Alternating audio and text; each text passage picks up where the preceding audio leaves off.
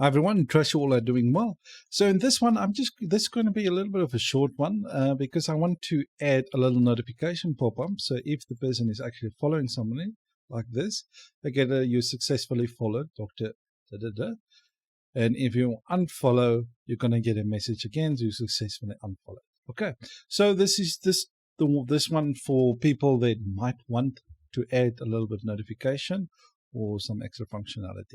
All right, in the previous one, I said I didn't want to add it to mine, but I thought like, listen, there might be some people that actually want to add that functionality. So I'm just going to show you how to do that.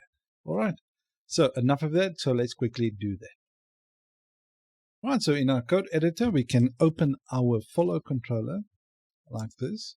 You can put all your logic in here, but I'm not going to do that since we removed our logic from here and do our toggle follow right there. So I'm going to do everything in my toggle follow. So let's open our trade quickly. So open a has followed trade. This one right here. Okay, so what I want to do is I want to actually flash the session. Okay, so I'm just going to add that. So in this case, if the person is following, then unfollow. If they're not following, just do the follow. Right, so before we return the unfollow, we're just going to flash the session. Okay, so session. Let me just do this. Session. Okay, now this is going to be the eliminate support facade. All right, just make sure this one right here. Right, so if I import it, let me just make like this. You import the support facade session, that one right there. All right, and then we're just going to say flash.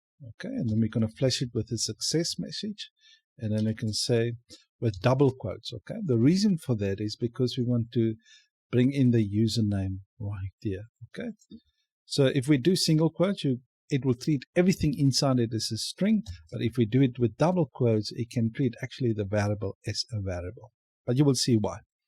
And we can just say you successfully unfollowed. And we can just bring in the user, and then we just pass in the name like this. All right, and obviously end it with a double quote. Okay, now, thing is, if we make it single quotes, let me just make it single quotes for now. Okay, then you will see it will treat everything inside here as a string.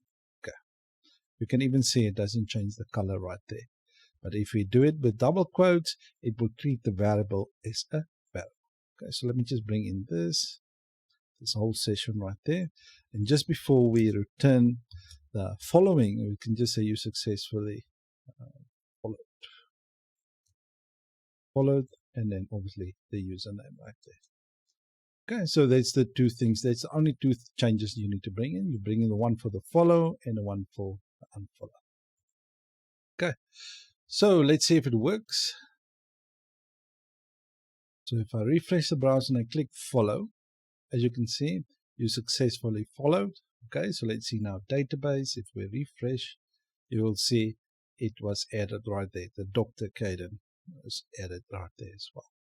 All right, and obviously with the timestamps included.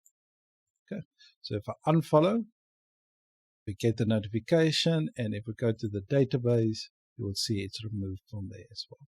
Okay, so let's just follow again. Go to the database, you will see it's updated right there as well.